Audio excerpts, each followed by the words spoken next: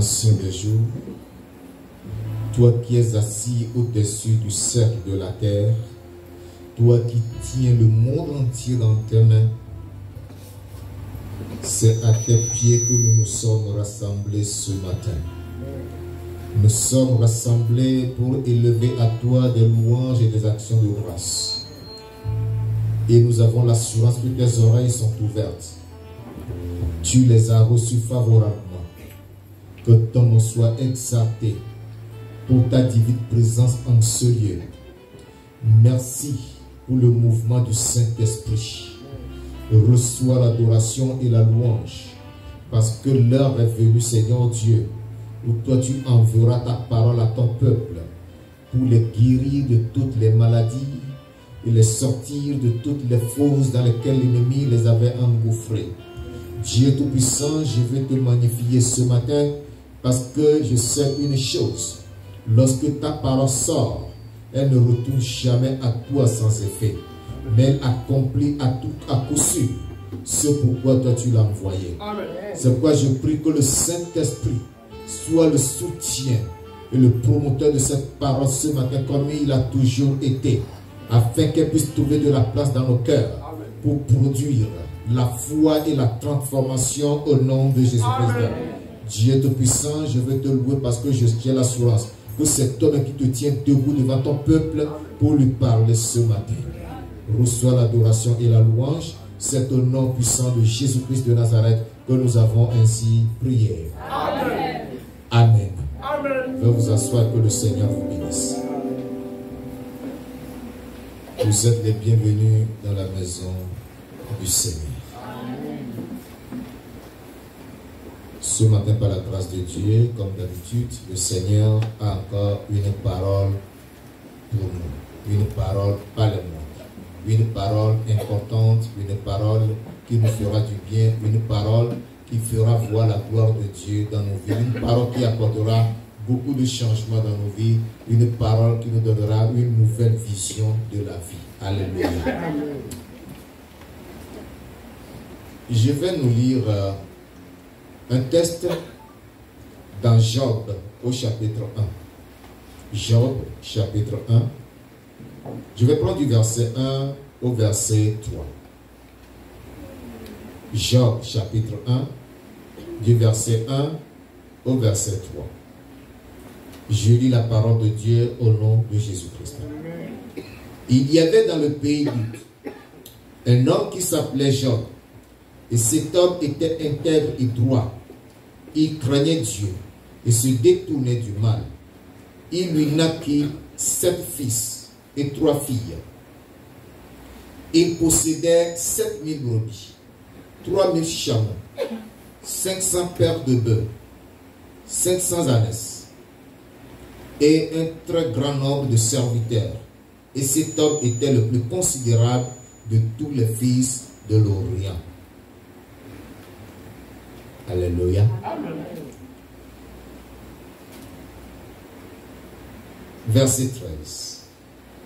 Je dis à partir du verset 13. Un jour, que les fils et les filles de Job mangeaient et buvaient du vin dans la maison de leur frère aîné, il arriva auprès de Job un messager qui dit: les bœufs labouraient et les ânesses paissaient à côté d'eux. Les Sabéens se sont jetés dessus, les ont enlevés et ont passé les serviteurs au fil de l'épée. Et je me suis échappé moi seul pour t'en apporter la nouvelle. Il parlait encore lorsqu'un autre vint et dit: le feu de Dieu est tombé du ciel, a embrasé les brebis et les serviteurs et les a consumés. Et je me suis échappé moi seul pour t'en apporter la nouvelle. Il parlait encore lorsqu'un autre vint et dit: des Chaldéens formés en 3 bandes se sont jetés sur les chameaux, les ont enlevés et ont passé les serviteurs au fil de l'épée. Et je me suis échappé moi seul pour t'en apporter la nouvelle. Il parlait encore lorsqu'un autre vint et dit: tes fils et tes filles mangeaient et buvaient du vin dans la maison de leur frère aîné. Et voici un grand vent est venu de l'autre côté du désert et a frappé contre les 4 coins de la maison. Elle s'est écroulée sur les jeunes gens et ils sont morts. Et je me suis échappé moi seul pour t'en apporter la nouvelle. Le verset 20. Alors Job se leva, déchira son manteau et se rasa la tête, puis se jetant par terre, il se prosterna et dit, je suis sorti nu du sein de ma mère, et nu je retournerai dans le sein de la terre. L'Éternel a donné, l'Éternel a ôté, que le nom de l'Éternel soit béni. En tout cela, Job ne pécha point et n'attribua rien d'injuste à Dieu. S'il vous plaît, il y a un sifflement là, il faut regarder, il y a un sifflement. Nous sommes dans Job chapitre 2 maintenant. Job chapitre 2. Nous lisons le chapitre 2. Je prends du verset 1 au verset 10. Job chapitre 2, verset 1 au verset 10. Or, les fils de Dieu vinrent un jour se présenter devant l'Éternel, et Satan vint aussi au milieu d'eux se présenter devant l'Éternel. L'Éternel dit à Satan, d'où viens-tu? Et Satan répondit à l'Éternel de parcourir la terre et de l'y promener. L'Éternel dit à Satan, as-tu remarqué mon serviteur Job? Il n'y a personne comme lui sur la terre. C'est un homme intègre et droit, craignant Dieu et se détournant du mal. Il demeure ferme dans son intégrité et tu m'excites à le perdre sans motif.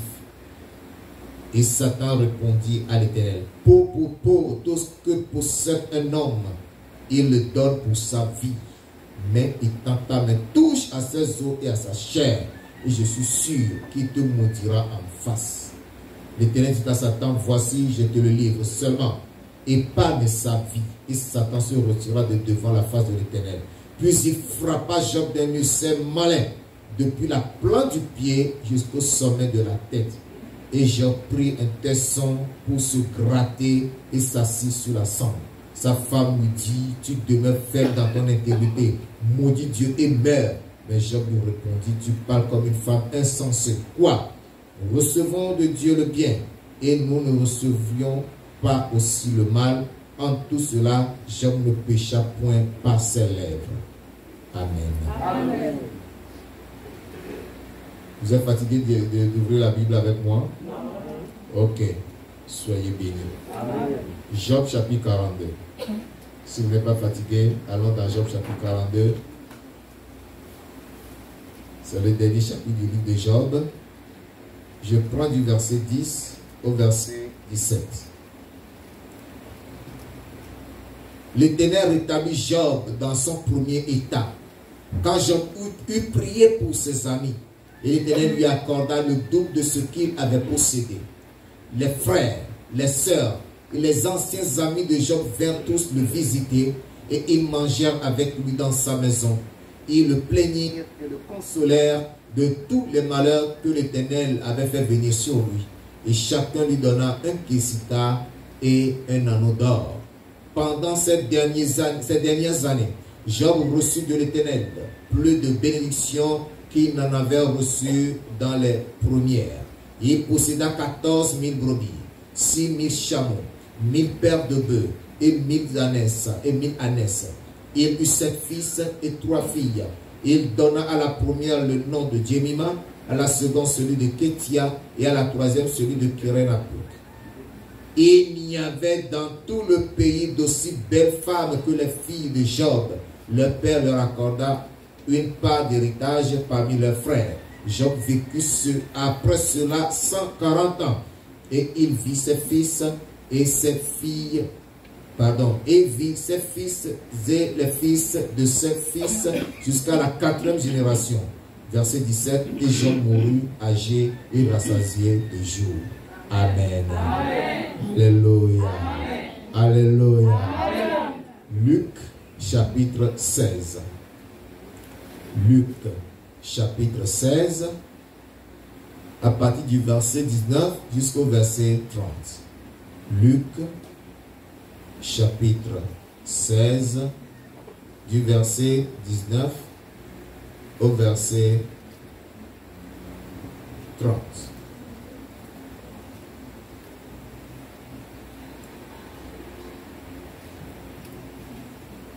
Il y avait un homme riche qui était vêtu de pourpre et de fin lin, et qui chaque jour menait joyeuse et brillante vie. Un pauvre nommé Lazare était couché à sa porte, couvert d'ulcères et désireux de se rassasier des miettes qui tombaient de la table du riche, et même les chiens venaient encore lécher ses ulcères. Le pauvre mourut, et il fut porté par les anges dans le sein d'Abraham, et le riche mourut aussi. Et il fut enseveli dans le séjour des morts, et il leva les yeux, et tandis qu'il était en proie au tourment, il vit de loin Abraham et Lazare dans son sein. Il s'écria: Père Abraham, aie pitié de moi et envoie Lazare pour qu'il trempe le bout de son doigt dans l'eau et me rafraîchisse la langue, car je souffre cruellement dans cette flamme. Abraham répondit: Mon enfant, souviens-toi que tu as reçu tes biens pendant ta vie et que Lazare a eu des maux pendant la sienne. Maintenant, il est ici consolé et toi tu souffres. D'ailleurs, il y a entre nous et vous un grand abîme, afin que ceux qui voudraient passer d'ici vers vous ou de là vers nous ne puissent le faire. Le riche dit: Je te prie donc, Père Abraham, d'envoyer Lazare dans la maison de mon père, car j'ai 5 frères. C'est pour qu'il leur atteste ces choses, afin qu'ils ne viennent pas aussi dans ce lieu de tourment. Abraham répondit: Ils ont Moïse et les prophètes qui les écoutent. Et il dit: Non, Père Abraham, mais si quelqu'un des morts va vers eux, ils se repentiront. Verset 31, et Abraham lui dit: S'ils n'écoutent pas Moïse et les prophètes, ils ne se laisseront pas persuader quand même quelqu'un des morts ressusciterait. Amen. Amen. Voilà, ce matin, je vous ai conduit dans une très longue lecture et vous vous demandez où est-ce que je vous amène lorsque je parle de Job pour venir à Lazare. Et les deux sont bien distants. L'un se situe à une période très avancée dans l'Ancien Testament. Il aurait même préexisté à Abraham, c'est-à-dire il aurait vécu avant Abraham ou à l'époque d'Abraham. Job, qui était un homme doté, un homme riche, un homme actif, et qui a été éprouvé à un moment de sa vie, mais qui n'a jamais abandonné le Seigneur. Et lorsque nous arrivons dans le Nouveau Testament, nous trouvons dans l'évangile de Luc au chapitre 16, ce pauvre Lazare, qui avait le corps couvert d'ulcères et qui vivait de la mendicité, qui aussi était mort, mais qui est rentré dans la gloire éternelle. Vous allez me dire quel est le rapport entre ces deux personnages. Pour vous révéler le rapport entre les deux personnages, je vous donne le thème que je considère à partir de ces deux personnages. Ce thème est Job ou Lazare, à qui voulez-vous ressembler? Job ou Lazare, à qui voulez-vous ressembler? C'est-à-dire à qui des deux voulez-vous ressembler? Voulez-vous ressembler à Job ou voulez-vous ressembler à Lazare? Pour que vous compreniez bien ces deux personnages, vous saisissiez leur histoire, l'histoire de leur vie. Et il faut que vous sachiez que Job, aussi bien que Lazare, sont des personnages bibliques. Ce ne sont pas des personnages qu'on a pris dans des histoires de la vie, dans des récits quelconques, mais l'histoire des deux nous sont racontées dans la Bible. Ce sont deux personnes qui ont vécu effectivement.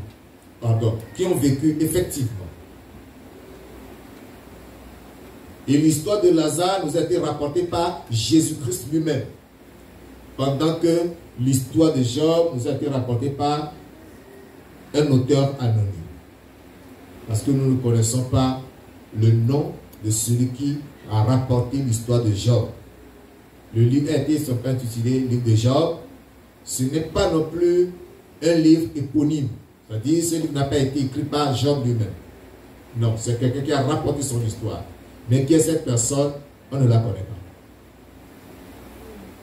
Mais nous savons que le cas de Lazare, l'histoire de Lazare a été rapportée par Jésus-Christ lui-même parce que ça a été précisé. Gloire à Dieu.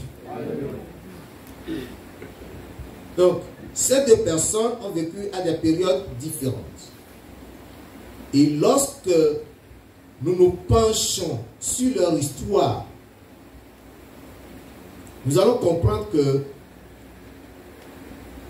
les deux personnages, leur histoire et la fin de leur vie surtout, doivent nous pousser à désirer, à rechercher une chose. Cette chose doit être la volonté de Dieu concernant notre existence. Quelle est la volonté de Dieu pour ta vie, pour ton existence? C'est ce que tu dois chercher à comprendre. Et lorsque nous arriverons à la fin, tu comprendras quelle est la volonté de Dieu pour toi. Si Dieu veut que tu sois comme Job ou que tu sois comme Lazare, tu le comprendras tout à l'heure. Alléluia. Amen. C'est pour cela que, premièrement, je vais vous montrer les points de ressemblance, les points communs entre Job et Lazare. Il y a des points communs dans leur vie. Leurs différentes histoires nous relatent des points de vie ou d'existence qui sont communs entre les deux. C'est pourquoi cette première partie est intitulée La similitude entre Job et Lazare. La similitude entre Job et Lazare, c'est-à-dire la ressemblance entre Job et Lazare. Je vais aller rapidement. Premièrement, Job et Lazare sont des personnages bibliques. Ça, je l'ai déjà dit dans mon introduction. Ce sont des personnages bibliques. Ce ne sont pas des personnages historiques. Ce ne sont pas des personnages inventés par un écrivain, par un auteur, non. Mais ce sont des personnages qui se trouvent bien dans la Bible. Deuxième chose, c'est que Job et Lazare étaient tous des croyants. Ils croyaient en Dieu. Alléluia. L'histoire nous l'a dit. Job était intègre. Job craignait Dieu. Et Lazare aussi connaissait Dieu. La preuve en est qu'à la fin de sa vie, il s'est retrouvé où? Au paradis. Donc celui qui ne croit pas en Dieu ne pourrait jamais se retrouver au paradis. Alléluia. Amen. Troisième élément qui donne à Job et à Lazare un caractère commun, c'est que les deux craignaient Dieu et lui obéissaient. Alléluia. Amen. Job craignait Dieu, Lazare aussi craignait Dieu. Job obéissait à Dieu, Lazare aussi obéissait à Dieu.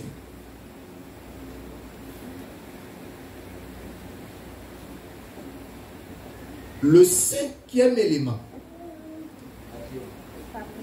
le quatrième élément tant pour moi, c'est que Job et Lazare étaient intègres dans leur consécration, dans leur croyance en Dieu, dans leur foi en Dieu, dans leur service à Dieu. Les deux étaient intègres. L'intégrité. Ils n'étaient pas des croyants du jour et des incroyants la nuit. Ils étaient intègres dans tout ce qu'ils faisaient. Ils étaient intègres. Leur intégrité était soutenue et guidée par la crainte qu'ils avaient de Dieu. Cinquième élément. Ils furent tous des adorateurs fidèles de Dieu. Ils adoraient Dieu fidèlement. Ils adoraient fidèlement Dieu. Ils ne sont pas comme certains parmi vous qui viennent à l'église quand ils sont d'humeur. Et quand ils ne sont pas d'humeur, restent chez eux. Ils viennent parce qu'ils ont l'argent de taxi. Ils restent chez eux lorsqu'ils n'ont pas l'argent de taxi. La maison de Dieu n'a jamais été loin. Alléluia. Amen. La maison de Dieu n'a jamais été loin. J'étais avec un pasteur le vendredi dernier. Il me disait que il habitait au boulevard à l'époque. Il quittait le boulevard à pied pour aller à l'église à Andorre. Et il devait arriver le premier à l'église, nettoyer l'église, installer les chefs dans l'église et il devait coordonner le culte. C'est-à-dire faire la modération, faire la prière d'ouverture, les annonces et tout et tout.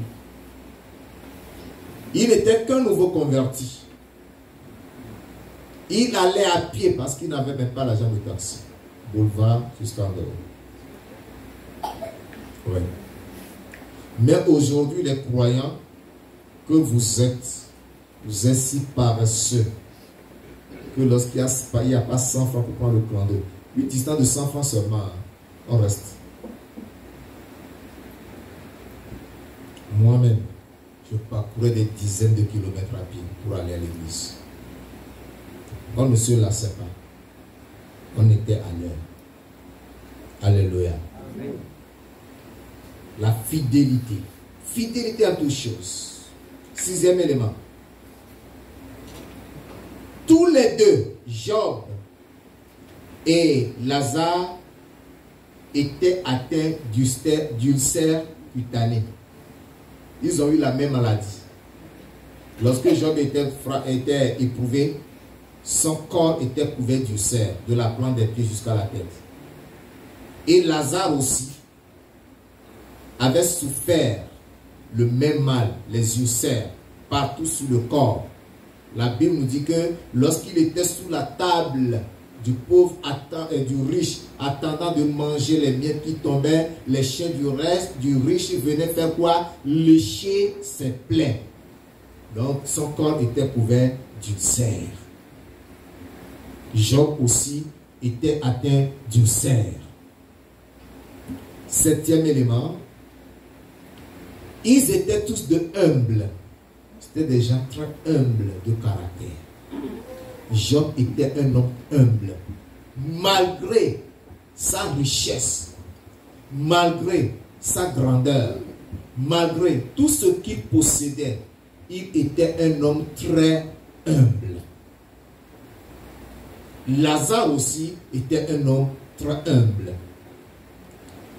8e et dernier élément, tous les deux étaient morts. Aucun d'eux ne vit aujourd'hui. Aucun d'eux n'a été enlevé au ciel comme Enoch ou comme Élie. Mais tous les deux étaient morts et sont rentrés dans le paradis. Ils ont tous deux hérité la vie éternelle.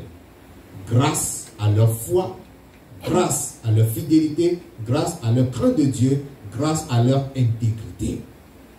Alléluia.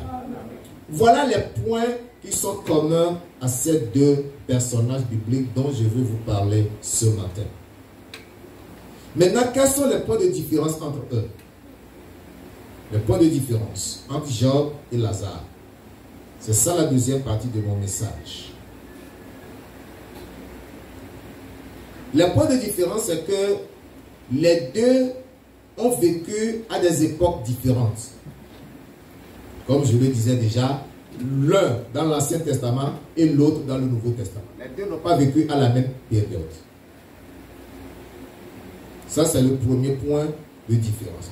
Le deuxième point de différence, c'est que Job était marié et père d'une nombreuse famille. Déjà, il avait 10 enfants, 7 garçons et 3 filles. C'est une famille nombreuse. Il était père d'une nombreuse famille. Alors que Lazare était un célibataire sans enfants. C'est là la différence entre Job et Lazare. Un autre point de différence. Un autre point de différence, c'est que Job était laborieux, travailleur. Et prospère, il était laborieux et prospère, alors que Lazare était désœuvré et misérable. Alléluia. Amen. Ce matin, c'est l'école. Hein? Amen. Alléluia. Amen. C'est l'école, c'est l'enseignement. Je dis que Job était un homme laborieux et prospère, alors que Lazare était désœuvré et misérable. Lazare ne travaillait pas et il était pauvre. La misère se lisait sur lui de la tête aux pieds. Parce qu'il n'avait même pas un bout de pain à mettre sous la dent. Il guettait le riche là. Quand le riche se mettait à table, il se rendait chez lui et il rentrait sous sa table pour pouvoir manger les miettes qui tombaient sous la table. Et même là, les chiens du riche étaient là pour discuter avec lui ces miettes. La misère. Si on l'appelait même misère. Mais son nom signifie mon aide vient de Dieu. Amen. Alléluia. Amen. Lazare signifie mon aide vient de Dieu. Amen. Alléluia. Amen. Quatrième point de différence entre Job et Lazare, c'est que pendant que Lazare végétait dans la misère, lui, il a passé toute sa vie dans la misère. Lorsqu'il végétait dans la misère et les souffrances, Job, lui, était éprouvé. Si Job a connu des souffrances, c'est à cause des épreuves. Alléluia. Alléluia. Amen. Nous avons lu comment Satan s'était présenté devant Dieu, ou comment Satan commençait à détruire ses richesses, ses enfants. Et il s'était présenté devant Dieu pour une deuxième fois, afin d'accuser Job. Et Job, et Dieu lui a dit, bon, vas-y, fais ce que tu voudras, mais seulement ne touche pas à sa vie. Et quand il a quitté devant Dieu, il est allé le frapper du cerf.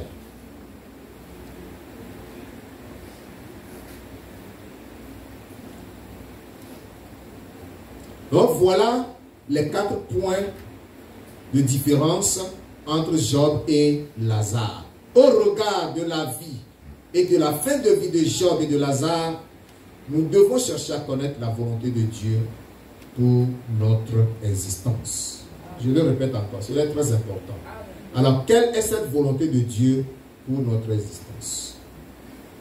C'est pourquoi, au troisième et dernier point, c'est ici que je prendrai beaucoup plus de temps. Au troisième point, que j'intitule la prospérité au bout du labeur. C'est à ce troisième point que je vais nous dire certaines vérités. Alléluia. Amen. Parce que vous vous demandez, mais où est-ce qu'il nous amène? Quel est le but de cet enseignement? Cet enseignement a un but. C'est ce but que je vais vous révéler ce matin par la grâce de Dieu. La prospérité au bout du labeur. C'est-à-dire que pour que tu sois un homme prospère, pour que tu acquières de la richesse, pour que tu acquières, n'est-ce pas, l'abondance, il te faut travailler avec force, avec persévérance, avec endurance. C'est pourquoi j'ai intitulé la prospérité au bout du labeur. Nous avons lu Job chapitre 1. Nous allons relire ça encore. Relisons Job chapitre 1. Je prends du verset 1 au verset 3. Job chapitre 1 du verset 1 au verset 3. Il y avait dans le pays d'Uz un homme qui s'appelait Job, et cet homme était intègre et droit. Il craignait Dieu et se détournait du mal. Il lui naquit 7 fils et 3 filles. Il possédait 7000 brebis, 3000 chameaux, 5000 paires de bœufs, 500 ânesses, et un très grand nombre de serviteurs. Et cet homme était le plus considérable de tous les fils de l'Orient. Alléluia. Amen. Comment est-ce que Job avait-il acquis toutes ces richesses-là, tous ces trésors? D'abord, c'était un homme marié qui avait 7 fils et 3 filles. Et il possédait un grand nombre d'animaux. Donc, il avait un grand ranch où il y avait différentes sortes d'animaux. On y trouvait des chameaux, on y trouvait des ânes, on y trouvait des brebis. Et en grande quantité, 7000 brebis, 3000 chameaux, 500 paires de bœufs, 500 ânesses. Et il avait des serviteurs en grande quantité. Non seulement il avait des animaux, mais il avait de grandes plantations parce que ces bœufs labouraient le jour où le malheur a commencé à le frapper. Celui qui est venu lui annoncer disait que les bœufs labouraient. Alléluia. Amen. Donc, à cette époque, Job pratiquait le labour attelé, c'est-à-dire labour avec des bœufs qui sont attelés, qui tiraient, n'est-ce pas, l'instrument qui labourait. Donc, déjà, comprenez que c'était la haute technicité à l'époque. Donc, sa plantation n'était pas une petite plantation, c'était de grandes plantations. Et il avait combien de bœufs? Des milliers. Il pouvait prendre des dizaines pour labourer. Donc, il avait de vastes étendues de plantations. Ce qui voudra dire que Job était un industriel ou un grand homme d'affaires. Il faisait dans l'agro-pastoral et il prospérait. Alléluia. Amen. Alléluia. Amen. Donc Job n'était pas resté les bras croisés. Il était un grand entrepreneur. L'élevage et l'agriculture. Rien ne pouvait lui manquer. Il ne pouvait que prospérer. Et il était le plus considérable dans tout l'Orient à l'époque. Ce qui voudra dire que sa renommée s'était répandue dans toute la région à cause de sa richesse, à cause de sa grandeur. Gloire à Dieu.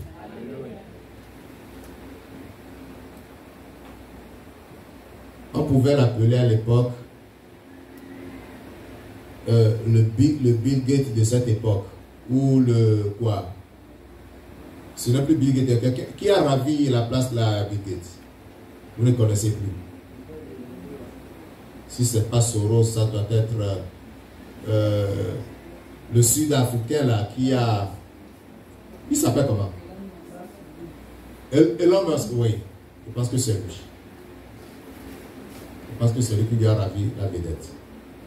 Donc, Job était ce que sont ces gens, Elon Musk ou bien Bill Gates aujourd'hui. Alléluia. Amen. Un homme très riche. Considéré. Qu'est-ce que nous apprenons de la vie de Job?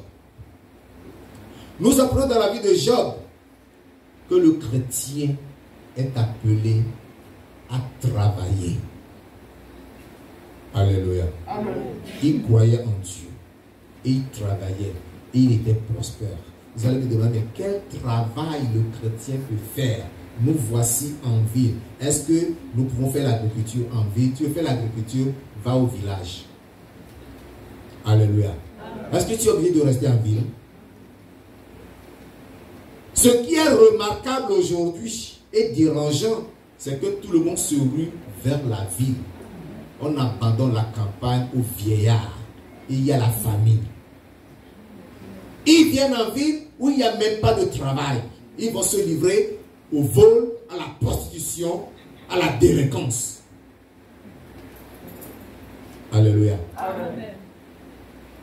Un pasteur qui se limite à la prédication de la parole ne rend pas service à la nation.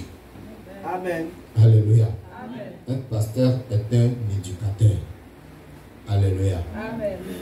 Si la maison rate l'éducation et que tu viens à l'église et que l'église aussi échoue à t'éduquer, c'est que tu ne seras plus éduqué. c'est la rue qui va t'éduquer. Si la rue éduque, la rue n'a pas la bonne éducation. Alléluia. Amen. Si tes parents t'ont appris à manger et à dormir, hein, tu es le bébé chéri. Bébé, qu'est-ce que tu veux? De quoi as-tu besoin? Où tu vas, papa? Je veux ça. Bon, t'inquiète, tu l'auras. On revient te l'accorder. Tu vois, maman, j'ai besoin de la lune. Oh, bébé chéri, tu veux la lune? Attends, je vais te donner la lune. Oh, oh, il faut que tu saches. Et les parents qui font ça, vous ne rendez pas service à vos enfants. Tout ce que l'enfant demande, vous lui donnez. Vous apprenez à cet enfant à être un fainéant. Amen. Alléluia. Amen. Si tu veux avoir un bon délinquant, tu veux avoir un enfant bien délinquant là. Tout ce qu'il te demande, donne-lui. Tout ce qu'il veut, donne-lui. Ne lui refuse jamais rien. Mets dans sa tête qu'il a le droit de tout recevoir. Ce sera un bon fainéant à côté de toi, un bon délinquant. Voilà comment, à 30 ans, 40 ans, 45 ans, ils sont encore chez papa, ils sont encore chez maman. Hein? La chambre de jeunesse, la chambre d'enfance là, c'est devenu trop petit pour eux, mais ils sont toujours là-dedans. Tes petits enfants ne peuvent pas te visiter parce qu'il n'y a pas de place pour dormir. Quand ils viennent, ils sont là le matin jusqu'au soir, ils doivent retourner chez leurs parents. Parce que le vieillard que tu as logé depuis son enfance est encore là. Voilà comment plusieurs parents ont des problèmes aujourd'hui. Parce que tu as appris à l'enfant que bébé, tout ce que tu veux demander, moi je suis là pour toi, c'est pour toi que je travaille. L'argent que je paye, c'est pour toi. Il sera bébé éternellement. Alléluia. Amen. Et je parie que si on nous parlait de l'histoire des enfants de Job, hein, c'est ça, c'est la qualité d'enfant. Parce qu'eux, ils se livraient des fêtes. Ils ne savaient même pas prier.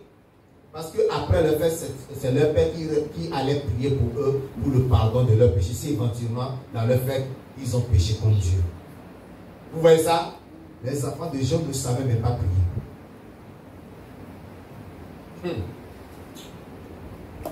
Quand toi tu te lèves pour prier là, laisse l'enfant dormir. Non, ce n'est qu'un enfant. Il a besoin de dormir. Qu'il dort. Il grandira. Et il te fera comprendre que c'est toi qui as besoin de prier et non lui. Les parents qui ont des enfants, vous êtes à l'église, pendant que vous êtes sur pied en train de prier. L'enfant dit non, ce n'est qu'un enfant, il a besoin de. Il va prier quoi? Il va dire quoi? Laisse-le. Quand tu finis là, tu vas chauffer le café. Bébé, viens prendre ton café. Lui, tout ce qu'il sait le matin, c'est de prendre le café. Il ne sait pas qu'il faut demander à Dieu, Père, donne-moi notre pain, ou bien donne-moi mon pain de ce jour.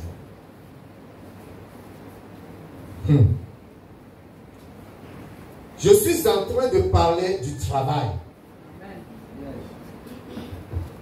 Ecclésiaste chapitre 9. Ecclésiaste chapitre 9, le verset 10. Ecclésiaste chapitre 9, le verset 10, il dit: tout ce que ta main trouve à faire avec ta force, fais-le. Car il n'y a ni œuvre, ni pensée, ni science, ni sagesse dans le séjour des morts où tu vas. Alléluia. Amen. Tout ce que ta main trouve à faire avec ta force, fais-le. Bien-aimé, la Bible ne nous dit pas ne fais pas ce travail, ne fais pas ce travail. Tout ce qui peut te procurer du gain, fais-le. Je ne suis pas en train de dire va cambrioler, va braquer, va te prostituer, va mentir. Je ne dis pas ça. Je ne t'envoie pas pour anarquer les gens. Je dis tout ce que ta main trouve à faire, le travail qui honore Dieu, qui honore l'homme, va faire ce travail.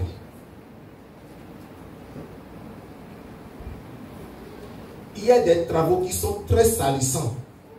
Quand tu fais ce travail, quelqu'un te voit, la personne peut te mépriser. Mais c'est de l'homme qui se trouve dans ce travail. Amen. Alléluia. Amen. Quand vous voyez les vieux canisateurs, les vieux canisateurs, ceux qui réparent les roues là, vous allez les mépriser. Mais si vous voyez ce qu'ils réalisent avec ça, ils sont souvent saleurs, mais sont noirs. Pour eux, c'est encore moins. Allez dans les ateliers de réparation de véhicules, les mécaniciens, qui rentrent sous les véhicules, l'huile de moteur coule, ils sont tout noirs avec leur tenue. Il n'y a pas de différence entre leurs cheveux et la couleur de leur peau là. Ils sont tout noirs là. Vous pensez qu'ils se salissent pour rien. Ils ont besoin de beaucoup de savon pour se laver, pour effacer, pour nettoyer toute la graisse là qu'ils ont au corps. C'est avec de l'argent. Alléluia. Amen. Ils gagnent. Tout ce que tu as maintenant à faire avec ta force, fais-le. Amen. Si c'est la tomate qu'il faut vendre, va vendre la tomate. Alléluia. Amen. Il n'y a pas de saut métier. Il n'y a pas quoi? On ne dit pas sous-métier. Hein? Saut-métier. Il n'y a que de sortes de gens. De sortes. S-O-2-T-E-S. Hein? Un sot. Un insensé. Un imbécile. Le féminin de ça s'appelle sorte. Il n'y a que de sortes de gens. Hein? Lorsqu'on emploie Jean et que l'adjectif précède Jean devient féminin. Ça, c'est la grammaire avancée. Alléluia. Bon, ne me critiquez pas. Alléluia. C'est mon métier. Il n'y a pas de sot métier, il n'y a que de sorte Jean. Il n'y a aucun métier qui soit un métier bête. Fais tout ce que tu peux faire. Mais c'est pour ramasser la poubelle. Tu vas déjà ramasser la poubelle. Je connais un là qui passe ici souvent ramasser la poubelle. Il a une famille, il a des enfants. Il paie le loyer, ses enfants après. Vous le voyez sale, mais il a de l'argent. Alléluia. Toi, tu es tellement propre que tu ne peux pas faire ça. Les jeunes filles ou les soeurs qui n'ont pas de travail, prenez la brosse, un seau, allez cogner sur les gens. Vous avez des linges à laver, je lave ça sur place. Tu utilises son savon pour laver. Quand tu finis, alléluia. Amen. Au lieu qu'ils amènent ça à la laverie, tu leur fais ça sur place. Ou tu te laves avec ton fer à repasser. Vous avez les linges à repasser. Le blesseur vous fait une tenue à 200 francs, il vous fait ça à 100 francs parce que c'est votre courant que je vais utiliser. Allez, tu as 10 là, ça te fait 1000 francs. Tu pars là, tu vas à l'autre côté, 10 000 francs. Avant que le soleil ne se lève, tu pourras encaisser 10 000 francs. Quand il se couche plutôt, tu pourras encaisser 10 000 francs. Alléluia. Amen. Tout ce que ta main trouve à faire avec ta force, fais-le. Ces élèves qui pendant les vacances dorment.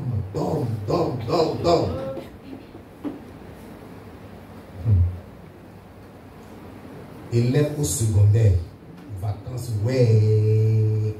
Tu passes toute la nuit à regarder la télé. Tu vas dormir à 4 heures pour te réveiller à 14 heures. Après, tu vas à la cuisine, tu manges. Et tu es assis encore devant la télé. C'est parti pour 4 heures du matin. Et ce sont des parents qui encouragent ça. Vous rendez vos enfants fainéants. C'est pourquoi l'école est en souffrance aujourd'hui. Ils ne sont même pas capables de mémoriser des 7 formules de petites règles. Ils ne peuvent plus. Mais évoque seulement le titre d'un film ou bien d'un acteur. Ah, ça là. Dans leur chronologie, hein? Dans leur chronologie, ils ne vont rater aucune étape. C'est ça votre vie. Et vous pensez être ainsi utile à la famille, à la société et à la nation. Ce n'est pas possible. Et l'église aujourd'hui a un problème. C'est que l'église est remplie d'hommes et de femmes, mais incapables d'accomplir de grandes choses, incapables de tenir des programmes efficaces. Pourquoi? Parce que ceux qui sont assis sont pauvres, misérables, ils ne peuvent pas donner. Rien de ce qui se fait dans l'église ne se fait gratuitement. Tout a besoin de l'argent. S'il n'y a pas de pile dans ce micro-là, vous pouvez m'entendre. Qu'est-ce qui a mis les piles dedans? C'est l'argent. S'il n'y avait pas l'argent, il n'y aurait pas de micro. Rien n'est gratuit. Le courant qui nous permet de parler, de voir, qui vous permet d'être à l'aise parce que vous avez le vent, c'est de l'argent. S'il n'y a pas l'argent, il n'y a pas de courant.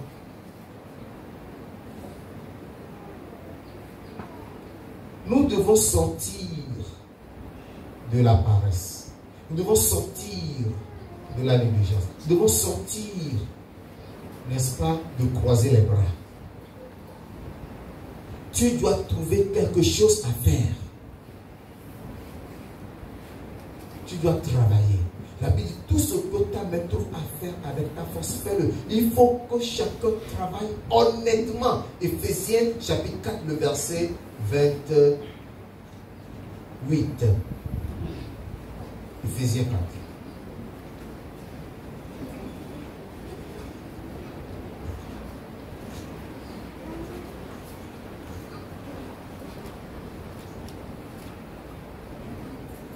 Éphésiens 4, verset 28.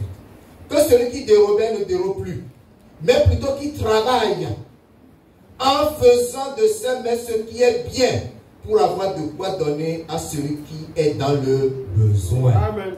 Amen. Amen. C'est la parole de Dieu. Que celui qui volait cesse de voler. Qui travaille en faisant ce qui est bien afin de gagner quelque chose pour se suffire et pour aider l'autre qui est dans le besoin.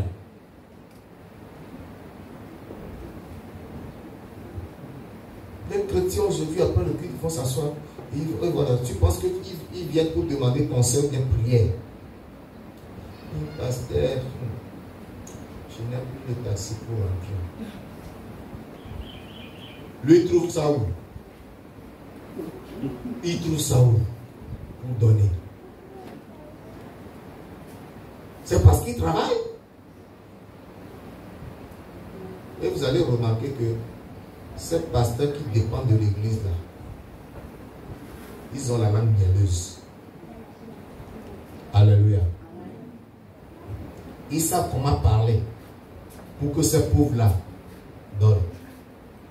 Et ils savent donner aussi. Alléluia. Amen, alléluia. Amen. Bon, vous voulez que je me taise, non? Non. Hein? Non. J'ai prévu partir ici à 10h30, mais je ne vais pas faire 10h30 là, je vais aller jusqu'au bout.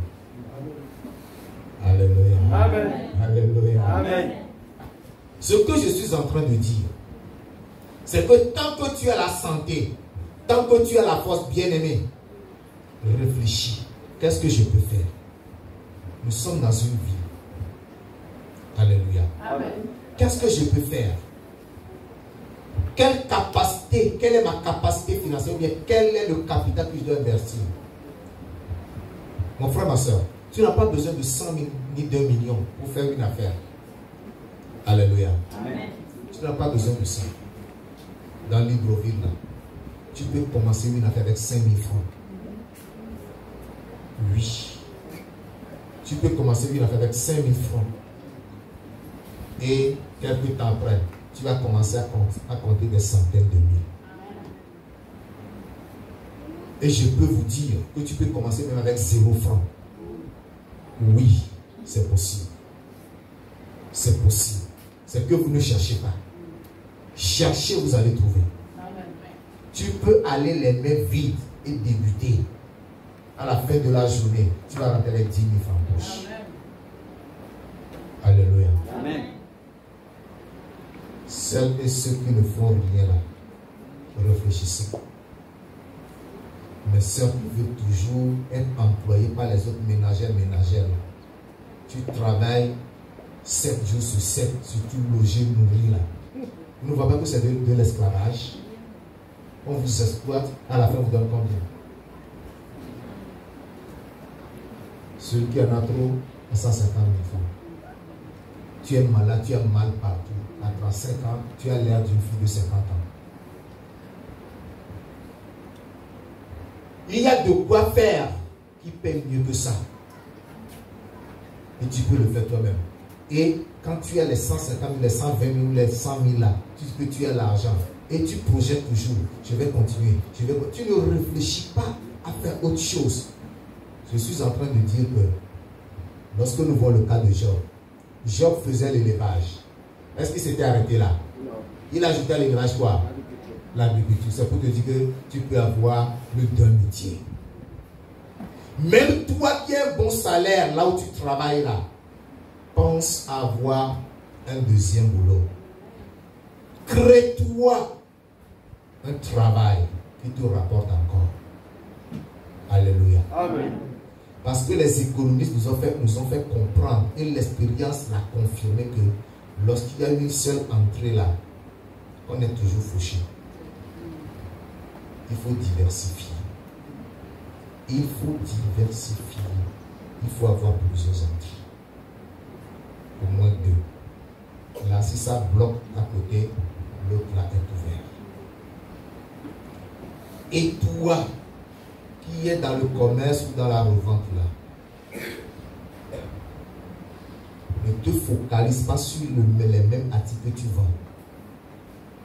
Regarde autour de toi de quoi les gens ont encore besoin.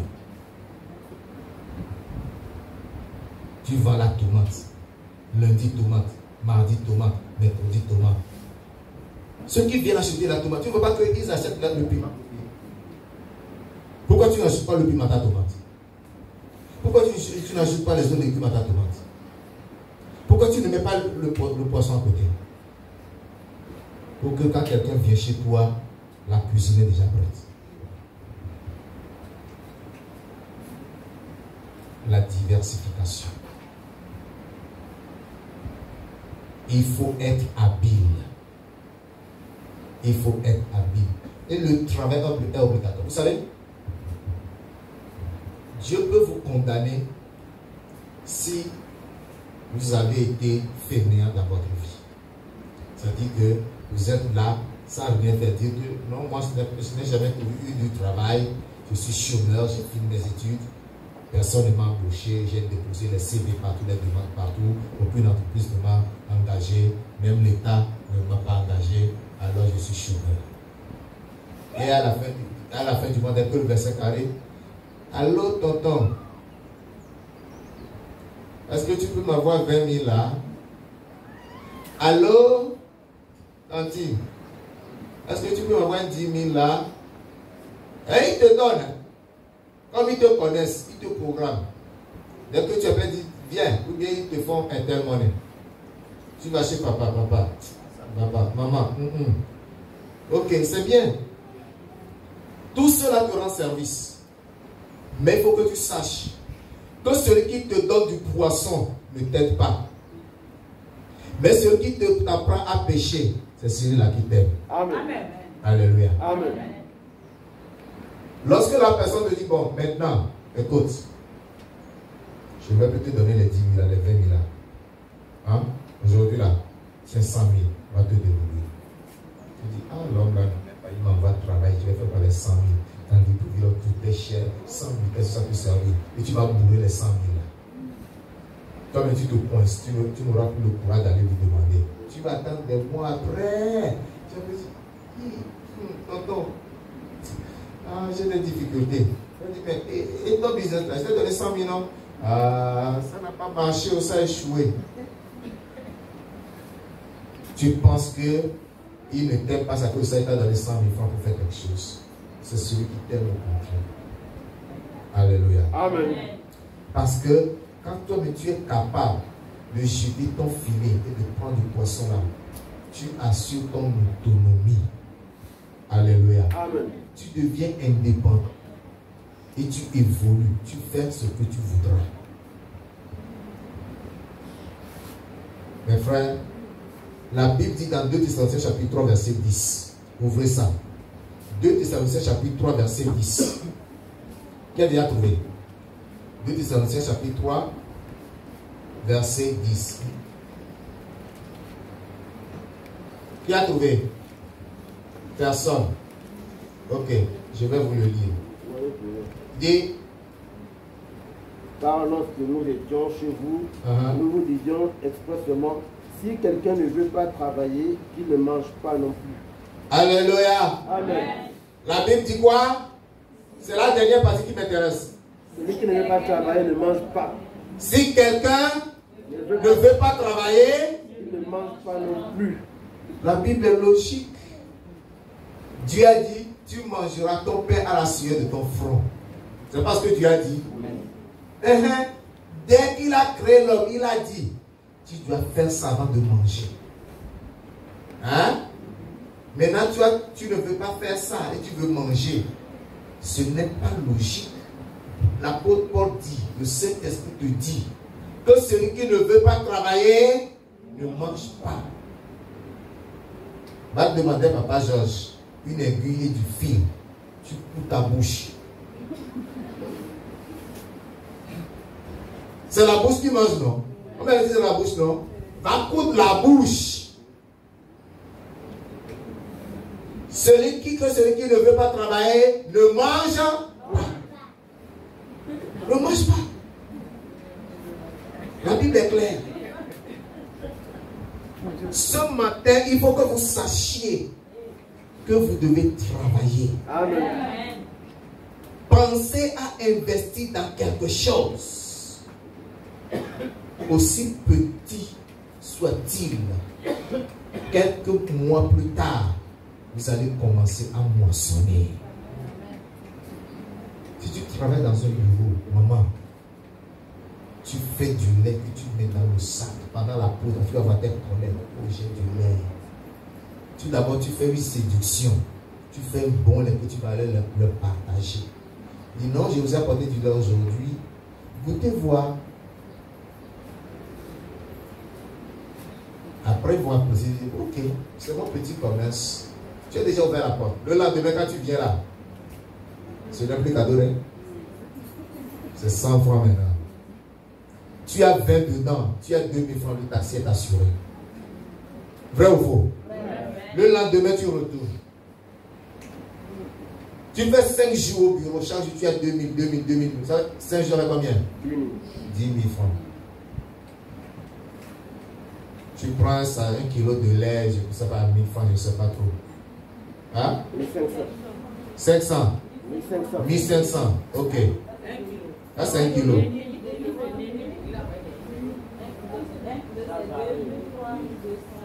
Ok. Si tu prends 2 kilos, 2300 ou 2500, tu ajoutes le sucre. Et ça te donne. Combien ça peut donner 1 kilo là?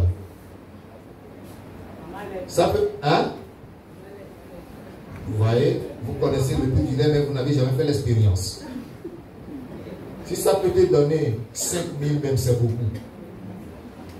Si au finish tu as 5000, c'est que tu as le double de ton investissement. N'est-ce pas? Donc tu fais un bénéfice de 2500 en plus. 2500, c'est pas rien. Hein? Ah oui. Demain, tu vas doubler. Ainsi de suite, et tu auras ton chiffre d'affaires. Bien aimé, nous devons travailler. Mais écoutez bien, nous devons choisir du bon travail. Ce que je suis en train de dire, c'est que chacun de nous réfléchisse à faire quelque chose. Les élèves, pendant les vacances, il ne faut pas rester les bras croisés. Si vous trouvez le job de vacances, ça ne donne pas. Demandez à vos parents de vous aider à faire quelque chose. Ils peuvent vous aider avec un petit montant. Commencez Commencer. L'essentiel, c'est de commencer. Il faut avoir le courage de rester à dormir. C'est là quand tu dors. Tu te réveilles là, c'est la télé. Non. Réfléchissez. Que tout le monde réfléchisse. Dès maintenant. Lazare était dans l'église. Sauvé, sanctifié, consacré à Dieu, mais misérable. Qui veut être Lazare ici? Vous allez me dire, non, c'est parce qu'il était malade, il y avait les soins, il ne pouvait rien faire.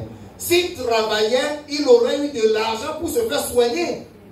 C'est parce qu'il ne travaillait pas qu'il a traité sa maladie jusqu'à la mort. Tu as des maladies, tu as une maladie que tu peux soigner si tu as de l'argent. Mais si tu n'as pas l'argent, cette maladie va t'entraîner à la mort. Bien aimé, nous irons au ciel. Alléluia. Amen. Mais pendant que nous sommes sur terre, vivons heureux. Amen. Alléluia. Amen. Nous devons vivre heureux. Mais comment pourras-tu vivre heureux si tu ne travailles pas? Hein? Job a vécu heureux. Mais sa richesse n'a pas, ne lui a pas enlevé la foi. Il a gardé la foi. Même lorsqu'il était éprouvé, lorsqu'il avait tout perdu, il était devenu misérable. Il a gardé sa foi. Sa femme l'a défié en lui disant, maudit Dieu et meurs, tu demeures encore ferme dans tes voies. Il dit oui. Il nous a donné le bien, nous avons reçu. Maintenant que le mal est arrivé, nous devons aussi le recevoir.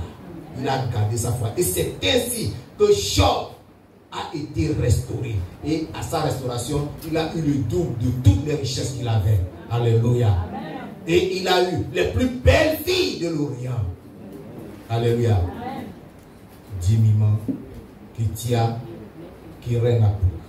Les 3 plus belles filles de l'Orient étaient les filles de Job. Il avait eu encore les 7 fils, comme au départ. Son cheptel s'était multiplié. Les bœufs, les ânesses, les brebis, tout cela s'était multiplié.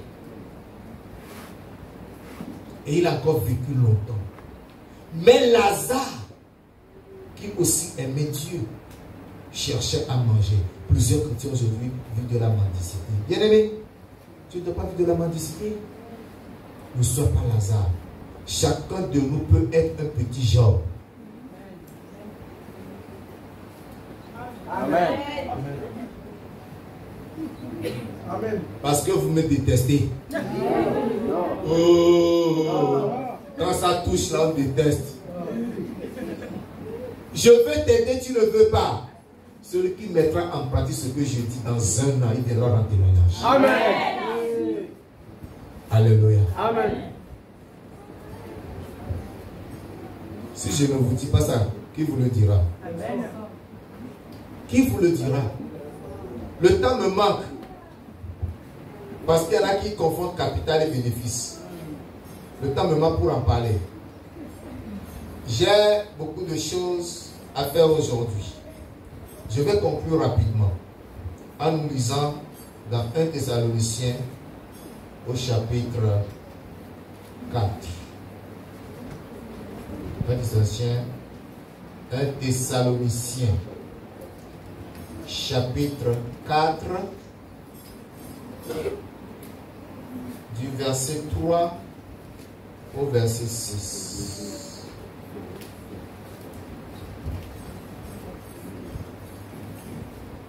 Chapitre 4, oui, verset 3. Ce que je veux, c'est votre sanctification, c'est que vous obteniez de l'impudicité. Tu es chrétien, tu veux travailler, occupe-toi bien du travail.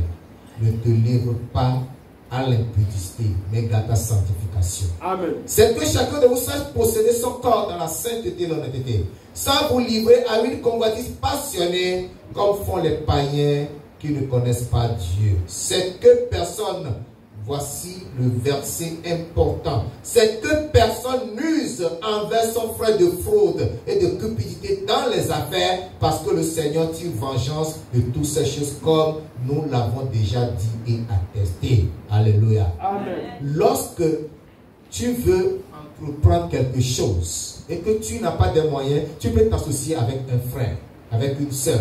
Mais lorsque vous vous associez, il faut que l'honnêteté soit votre leitmotiv, c'est-à-dire soit votre mot d'ordre, soit votre devise. L'honnêteté, que chacun dise la vérité à son partenaire. Que personne n'use de fraude envers son frère, envers son partenaire. Parce que Dieu tire vengeance de cela. Il ne faut pas chercher des intérêts personnels. Que l'intérêt soit pour tout le groupe. C'est ce qu'on veut nous dire aussi. Verset 8. Celui de qui rejette ses préceptes ne rejette pas un homme, mais Dieu qui vous a aussi donné son Saint-Esprit.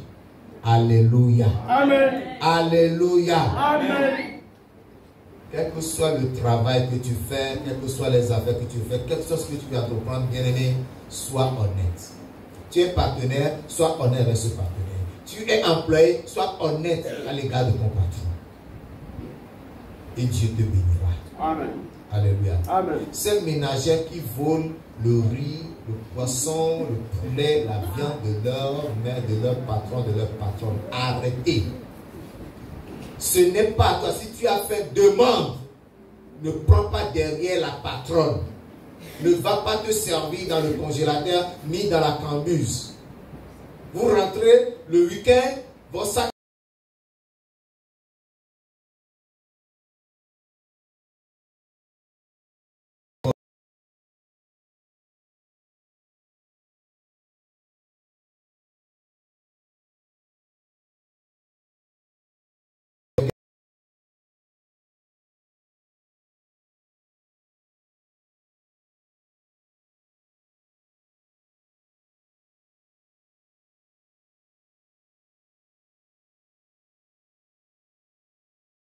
Amen. Prions le Seigneur. Prions le Seigneur. Parle à Dieu ce matin. Vous comprenez que on a aussi besoin de la sanctification dans le travail. La sanctification, ce n'est pas seulement pour aller au ciel, mais au travail, on en a besoin. Parle au Seigneur ce matin. Que le Seigneur te sanctifie, qui te donne la sagesse et l'intelligence de travailler. Père, dans le nom de Jésus-Christ, je te recommande ton peuple ce matin. Je prie que tu lui accordes la sagesse et l'intelligence de se mettre au travail. Que ceux qui ne travaillent pas, ce qu'ils appellent, s'investissent dans un travail au nom de Jésus. Amen. Que par le Saint-Esprit, tu puisses dire au frère ou à la sœur ce qu'il doit entreprendre pour qu'il jouisse de ta bénédiction. Mes amis, Père, je prie que ton peuple soit délivré de la paresse et de la négligence au nom de Jésus-Christ. Que tout esprit de paresse, de négligence qui les anime et qui les cloue sur place, et tout esprit qui les empêche de réfléchir, de voir loin et d'avoir des visions de travail ou d'emploi, Père de gloire, que ces esprits soient chassés de leur vie au nom de Jésus. Amen. Dieu Tout-Puissant, nous voulons être comme Job et prospérer dans notre vie. Accorde-nous la grâce, Père de gloire, de prospérer parce que tout ce que nos mains toucheront recevra ta bénédiction. Merci Seigneur. C'est au nom de Jésus de Nazareth que nous avons prié. Amen. Amen. Amen. Soyez bénis. Amen. Gloire à Dieu.